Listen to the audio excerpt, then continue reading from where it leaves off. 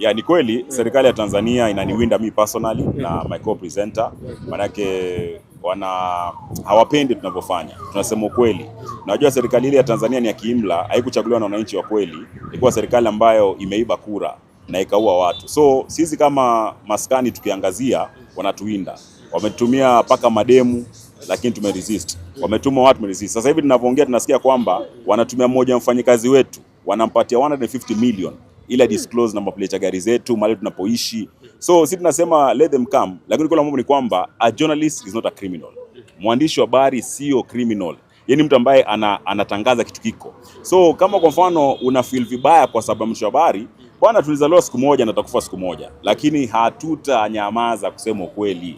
So kama kwa mfano umeua, tutasema umeua. Hatuwezi kupaka mafuta kwa mgongo wa chupa tukisema kwamba mambo ambayo hujafanya. Yale tunaotangaza ni ukweli. Hakuna kitu tumetunga.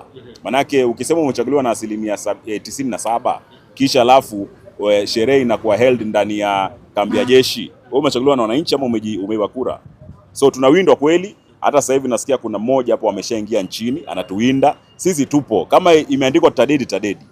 Na kama tatoboa. But we are not afraid. Yeah. Mazeso ya information zenu zinatokanga wapi? Nyinyi mnapata zile za ndani, hata media za huko hawawekangi, lakini hapa mko nazo. So once ushakuwa mzuri, wewe ni mzuri tu. Ukishakuwa mzuri wewe ni mzuri tu, utakuwa unapata tu unapata ma information, unakutumia information, shika. So ukiangalia ukiverify ndio. But huwezi tangaza kitu ambacho hakuna, tangaza vitu ambavyo viko. Yeah.